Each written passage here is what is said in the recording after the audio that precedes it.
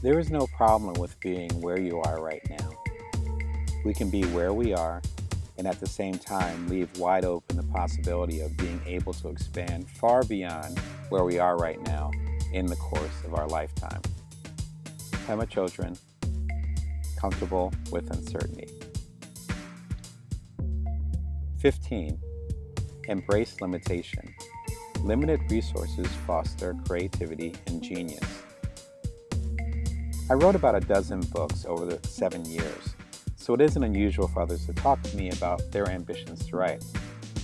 Overall, I found the biggest reason people haven't written a book yet is not for lack of literacy, nor the inability to understand publishing. Indeed, you can Google self-publishing resources and have a book out by next week. The excuse was always something intangible, that things just hadn't come together yet. I haven't found the time. I need money to do it right. I'm not living in the right place to really promote it. Often these are lies we tell ourselves. As we discussed in Lies We Tell, you will always need more resources than you have, more time than you got, and more energy than you can muster. If Jobs, Musk, and other visionaries waited until everything was perfect, then we wouldn't be talking about Jobs, Musk, and their contemporaries right now. Those books, as well as major consulting gigs, and even my last acquired startup, were all done under some kind of resource poverty: time, money, or location.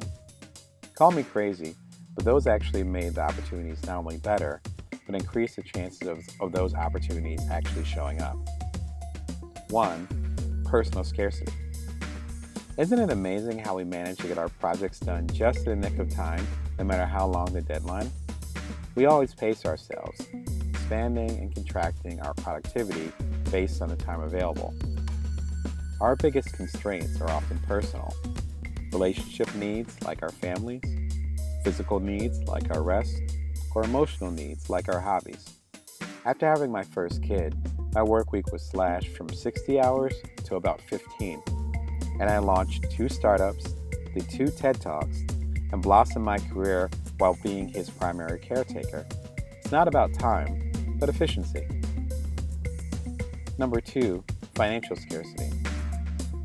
We may dream about being billionaires, but complete financial freedom can actually be a detriment to productivity. Artists and entrepreneurs often thrive when they have fewer resources simply because they must be more creative and innovative. Waiting until your money is better is often a mistake. Number 3, location scarcity. It's not about Silicon Valley. I have met fascinating entrepreneurs in non-traditional areas like Cincinnati, Detroit, and Miami, aiming to put their city on the map or bring it back to past glory. I also know entrepreneurs who are sitting on their laurels until they can move to a major city, which is akin to an author waiting until they meet an agent to type any words. The question is, where can you make the most impact?